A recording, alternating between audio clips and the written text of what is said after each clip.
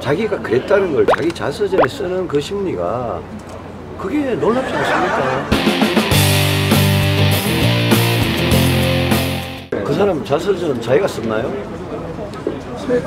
자서전을 본인이 썼으면 거의 쓸 수 없는 일이죠.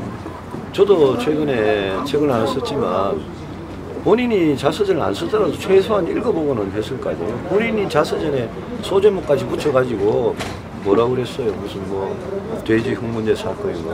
그거는 성범죄 행위에 성폭력에 가담한 거고요. 그 다음에 더 놀라운 거는 자기가 그랬다는 걸 자기 자서전에 쓰는 그 심리가 그게 놀랍지 않습니까? 보통 사람 같으면 자기가 젊을 때 그런 잘못을 저질렀으면 숨기려고 그러지. 그게 뭐 떳떳한 자랑이라고 버젓이 그래 쓰는 게 너무나 놀라워서 저는 그 사람 비정상이라고 생각합니다. 그런 사람이 어떻게 대통령 후보로 나오겠다고 말이 됩니까? 얘기를 하고 있는데 또 말이 바뀌어요. 또 그러니까 거짓말하면 거짓말이 꼬리를 물고 자꾸 말이 바뀌는데요. 문재인 후보가 또 말이 바뀌는 거예요. 16일 날 결정을 했다는 거는 그거는 대통령 최종 재가가 안 난 상황이죠. 당연히. 그래서 방금 문재인 후보 본인도 국정원을 통해서 저한테는 북한에 빨리 물어본 거 아니다라고 했잖아요. 근데 방금 이야기대로라면 국정원을 통해서 북한에 확인해 보고 그게 국정원장에서 안보실장으로 가서 청와대 문건 오늘 제가 이렇게 들어보인 청와대 문건이 나왔다는 거 아닙니까? 그러면 싱가포르에 가 있는 노무현 대통령과 외무장관이 그 문건을 대통령으로부터 갖고 있는 걸 받은 거 아니에요? 본 거 아니에요? 그러면 저는 북한이 물어본 여러 가지 정황 증거가 명백한데 북한이 지금 물어보지 않았다라고. 그죠?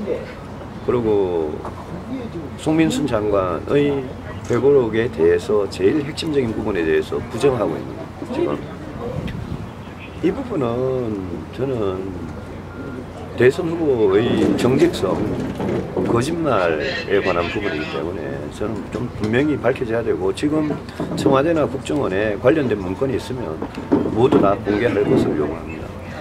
감사합니다. 기자분님 또 올라가세요. 출산 문제 이거 해결하지 못하면 대한민국 나라는 한 4, 50년 후에 인구가 그냥 확 줄어들면서 500년 후에는 이 대한민국이 인구가 30만 명이 된다는 연구 결과가 있습니다.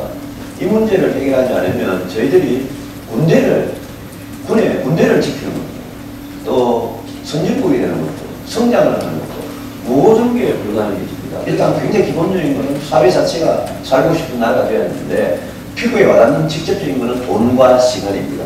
그래서 제가 육아휴직 3년 하자고 했거든요. 밤 12시에 퇴근해가지고 집에 가서 씻고 자고 한 3시간, 4시간 쪽잠 자고 그 다음날 아침 7시까지 나와라. 그런 식의 회사형 인간을 만들어가지고 저출산 문제를 해결하겠다? 저는 어이없는 일이라고 생각합니다. 그거 다 뜯어고쳐야 됩니다. 야근하거나 주말 근무하면 그러면 1.5배 오버타임 수당을 확실하게 주자는 겁니다. 그래서 기업 바꾸어야 되는데 기업이 그냥 두면 안 바뀌니까 정부가 제도적으로 이런 문제는 앞에서 끌어가줘야 됩니다. 그래서 칼퇴근에 대해서 오히려 비현실적인 부분은 가장 형편이 어려운 중소기업들 거기가 문제이기 때문에 그런 중소기업에 대해서는 대체적을 마련한다든지 아니면 육아휴직 경우에는 육아휴직 수당을 드리기 위해서 그거는 국가가 저는 도와주자 이런 생각을 하고 있습니다. 제가 대통령에 대해서 저는 전술핵 재배치 하겠습니다. 미국을 설득해서 그냥 과거식 전술핵 재배치가 아니라 나토가 지금 하고 있는 것보다 약간 더 업그레이드된 전술핵 재배치를 하겠습니다. 특히 수도권, 서울 인천 경기에 있는 인구 절반이 넘는 우리나라 대한민국 국민들의 생명을 거리가 멀어서 보호해주지도 못하고 우리 작전 통제 밑에 있지 않는 사업입니다.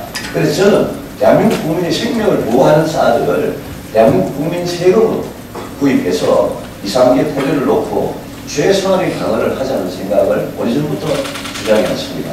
저에게 붙여진 사드 전도사라는 별명은 제가 박근혜 정부와 이 정부의 국방부 장관이 오래전부터 스리노라고 사드를 요청하는 적도 없고 협의한 적도 없고 결정한 적도 없다라고 부인이 왔을 때부터 저는 사드를 빨리 배치해야 된다고 주장을 해왔고 저는 그 결정에 대해서 결정에 대해서 자랑스럽게 생각하고 있습니다.